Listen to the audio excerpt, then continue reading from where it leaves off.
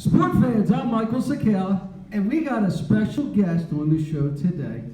Hi, I'm Gary Shimatero from Velocinos, and we're doing the show here, sitting in for Brandon. Brandon's at church right now praying for the Packers to win, but we'll go on from there. Yay.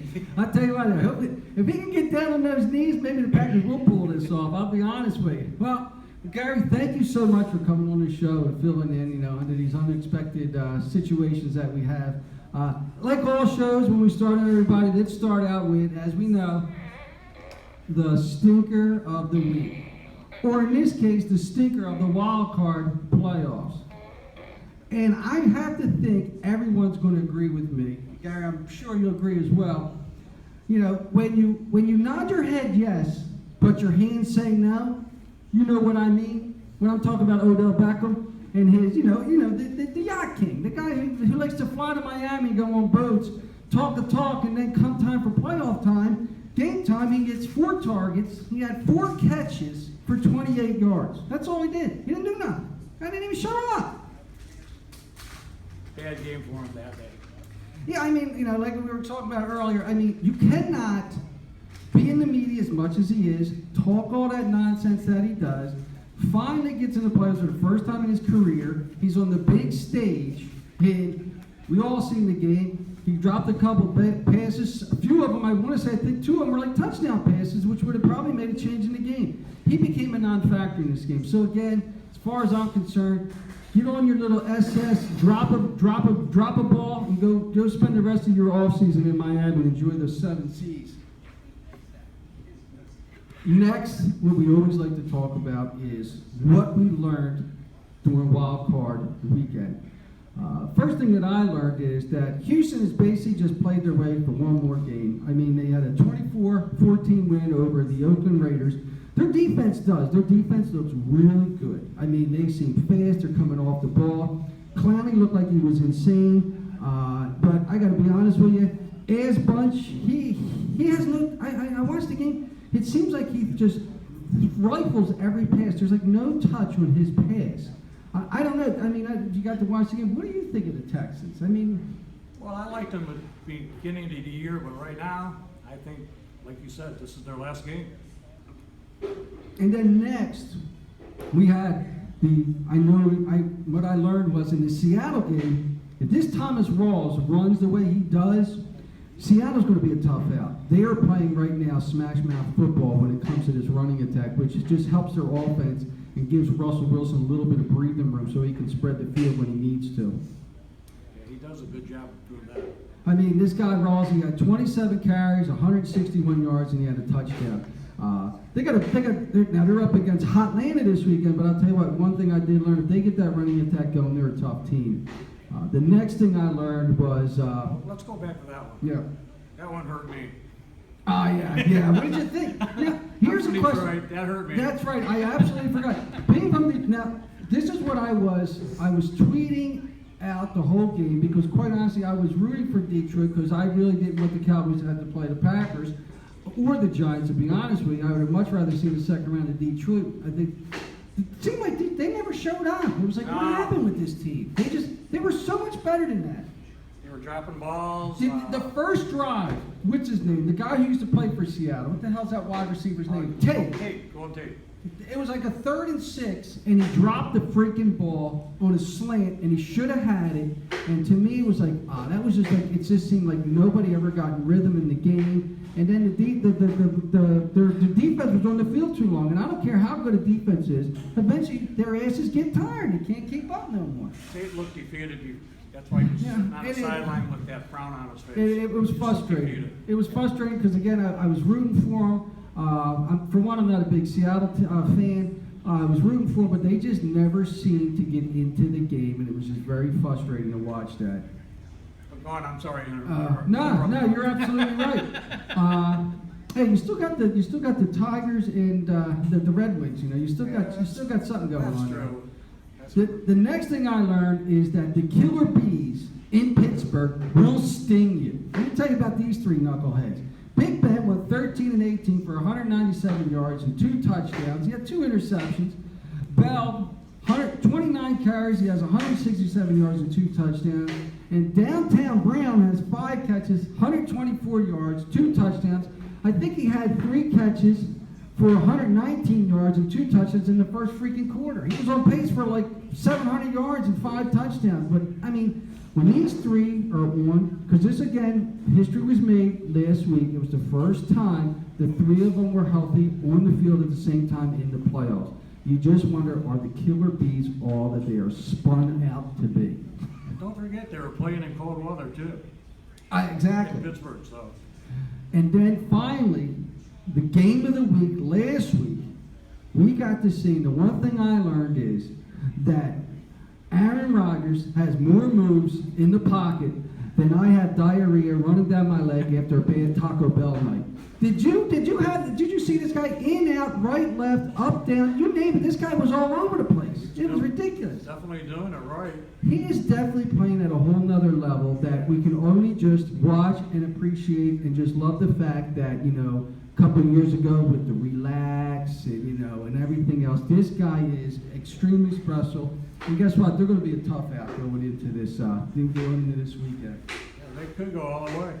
It wouldn't surprise me at all. I mean, it really wouldn't surprise me. Now, here we go, divisional round. Round 2, we got the first game. Seattle is traveling to Hotlanta. What you got going on for this game? I like Atlanta. I mean, Atlanta's playing good ball. They put it all together this year. They had a great record, good quarterback. I like Atlanta this year. Now, I know that as we speak, Brandon's grabbing a chair to try to get up off of his knees in the church of Lombardi. Who's he got? You got his picks? Who's he like for this game? Brandon's picking Dallas. No, I mean for the Seattle game. Oh, for the Seattle game. Let's see here. Seattle. He's picking Atlanta. So he's going with Hotlanta.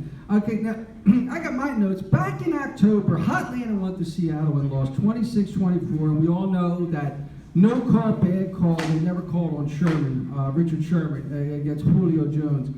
When I look at this, I look at Russell and I look at Matty Ice. Matty Ice right now is having an MVP season. He's got damn near 5,000 yards, 38 touchdowns, 7 interceptions, and he's got a passing completion of 70%. This dude's playing, you know, next level football. The question's always been with this dude is, can he do this in the playoffs? Because apparently he's never done this.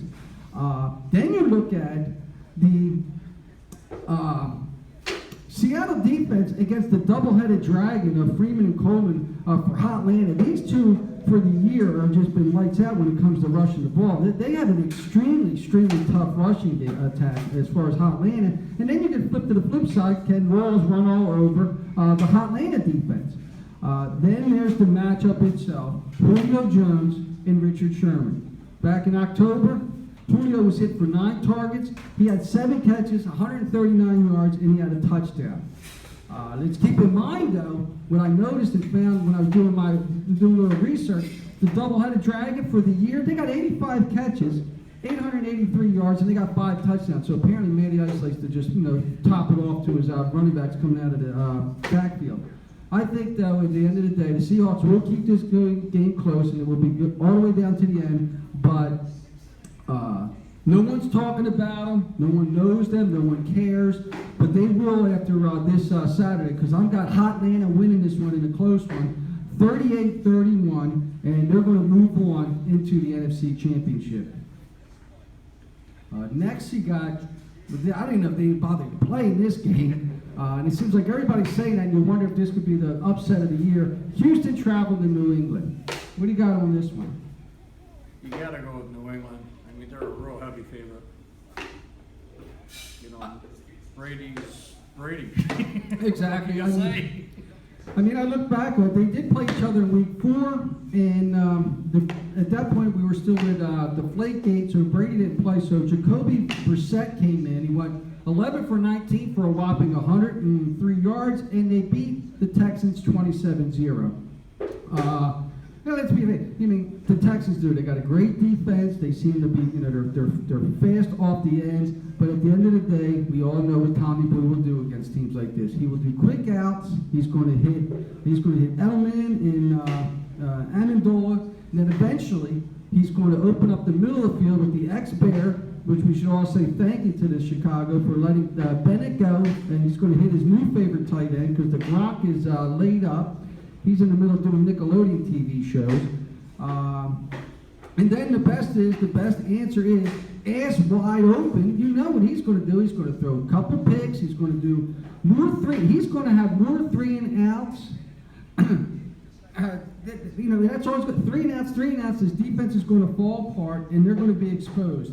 And then what will happen is we're going to hear all game is the broadcasters are going to be saying things of the fact that when Belichick and Brady get into the playoffs, they just find out your weaknesses and expose it. We're just going to hear that over and over again. Second half, we're all going to sit back, lay down, roll a blunt, and watch him run all over this freaking tired out defense. I got the Pats 45-10.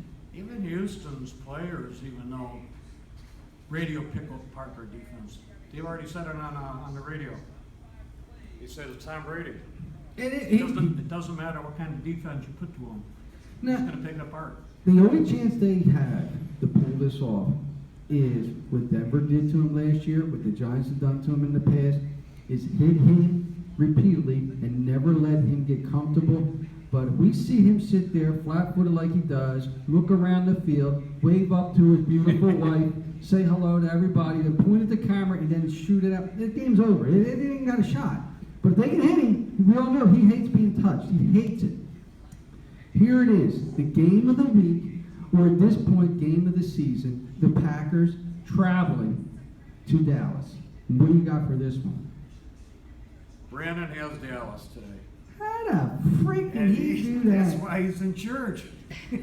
Unbelievable. He's picking Dallas. Unbelievable on this one. I don't know about Brandon. Why? But Does he have any reason, particularly why he likes he them? hopes the Packs will pull it off. I mean, I kind of hope the Packers pull it off myself, but Well, we'll see what happens with that one. when it comes to this game, I wore my big boy hat because it's time for big boy football. But for this particular game, I got to change up and got to bring something out that I haven't brought out in a while. Uh-oh. When it comes to this game, everybody, we all know what this means.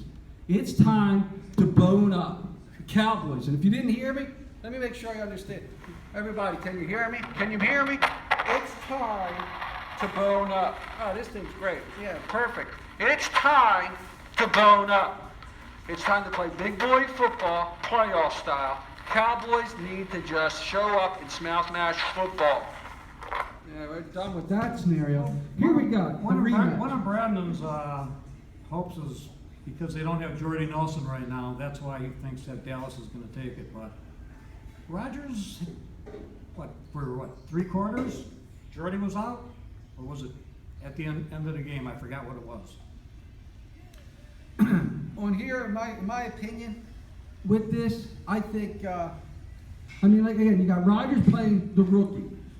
Rodgers, he's playing on a whole nother level right now, and you just have to assume he will pick that defense apart. He will. But then the counterpart to that will be for the Cowboys is, and that's what I mean. Again, I go with the bone-up football is the Packers defense against the beast himself in Zeke.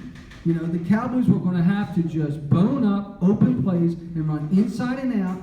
They're going to have long, extensive drives, eat up that clock, and just basically play punishing football and just keep. The only chance you got against Rodgers is you got to keep him out of your neighborhood. He's got to sit on the sideline. He can't hurt you if he's not allowed to touch the ball when he's on the sideline. That's the only chance you got.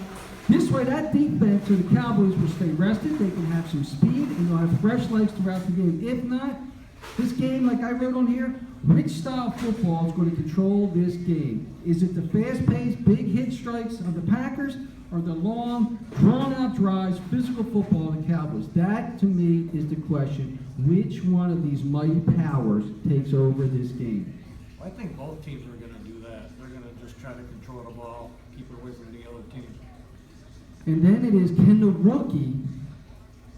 this rookie pull off the revenge matchup? We all remember a couple years ago what happened. I think it's on our Facebook page. We sat there and watched, and can this rookie do what all Cowboy fans are hoping he can do, which is bring us back to the promised land and revenge our loss. I honestly wonder, and I'm thinking that I think they're going to finally let him loose. We seen a glimpse of this against when they played Detroit a couple weeks ago. They let him go. They let him start throwing the deep ball. They let him start throwing a little bit longer routes. No more of this dink and dunk and whatnot. They actually let him, and it opened up all kind of different possibilities with this offense. Because if you got to have 8 men in the box because you're worried about the beast, and then all of a sudden he's starting to hit 20, 30-yard passes downfield, you got to make a decision. At this point, where's your safety? He's got to make a decision. And if they have to start playing back, then all of a sudden it's just Zeke right, Zeke left, and it just gets ugly at that point. Yeah, going back to that 2 years ago, don't forget, Dallas shouldn't even have been there. Oh, yes, because of the game The pass prior to. interference call, the phantom flag, Yes. Jerry Jones getting on a phone as soon as it happened. Money does talk sometimes. Unfortunately, ladies and gentlemen, money does. It does. And Yes, it does. Now, in this game, there's one individual on the Cowboys I have to assume.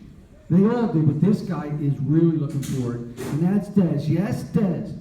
The no catch, no catch call, whatever the freak it was. Well, this year, you know what he's going to do?